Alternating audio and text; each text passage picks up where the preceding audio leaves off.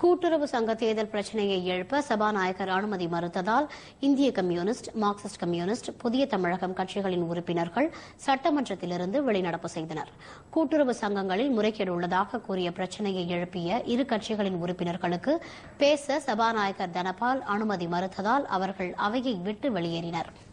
ஒரு கவன ஈர்ப்பு, ஒரு அதிமுக்கியத்துவம் வாய்ந்த இந்த ஜனநாயக பிரச்சனையில சபாநாயகர் அவர்கள் அனுமதியே மறுத்தார்னு சொன்னா அப்ப சட்டமன்றத்தில் அதை பேசவே கூடாது, எழுப்பவே கூடாது என்கிற முறையில தான் இன்றைக்கு செயல்பட்டு இருக்கிறார்கள்.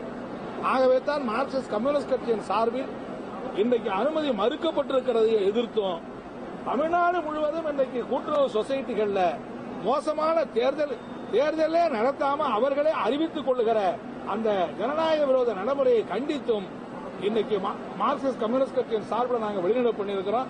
விவாதிக்க வேண்டும், சட்டமன்றத்தில் விவாதிக்க வேண்டும் என்பதற்கான முறையில் இந்திய கம்யூனிஸ்ட் கட்சியின் சார்பாக கவன ஈர்ப்பு தீர்மானம் கொடுக்கப்பட்டதை அதற்கு பேரவைத் தலைவர் அவர்கள் அதை நிராகரித்து பேசுவதற்கு அனுமதி மறுக்கப்பட்ட காரணத்தினால் நாங்கள் சட்டமன்றத்தில் எங்களுடைய எதிர்ப்புகளை தெரிவித்து ஜனநாயக ரீதியாக தேர்தல் நடைபெற வேண்டும், நாளையும் நாளை மறுதினமும் 2 நாட்கள் விடுமுறையான காரணத்தினாலே இன்றே அதை எடுத்துக் கொள்ள வேண்டும் என்று பலமுறை வலியுறுத்தியும் கூட பேரவைத் தலைவர்கள் அதற்கு அனுமதி மறுத்துவிட்டார்கள்.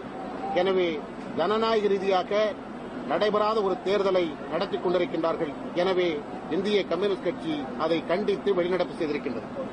இதனிடையே செஞ்சி அருகே சத்தியமங்கலம் பள்ளிகளில் 10ஆம் வகுப்பு மாணவர்கள் 221 பேரின் ஆங்கிலம் முதல் விடைத்தாள் காணாமல் போனது குறித்து சட்டமன்றத்தில் கவன ஈர்ப்பு தீர்மானத்தை உறுப்பினர்கள் கொண்டு வந்தனர். அப்போது பேசிய பள்ளி கல்வித்துறை அமைச்சர் வைகை செல்வன் குறிப்பிட்ட மாணவர்களுக்கு மறுதேர்வு நடத்துவது குறித்து பரிசீலித்து வருவதாக தெரிவித்தாா்.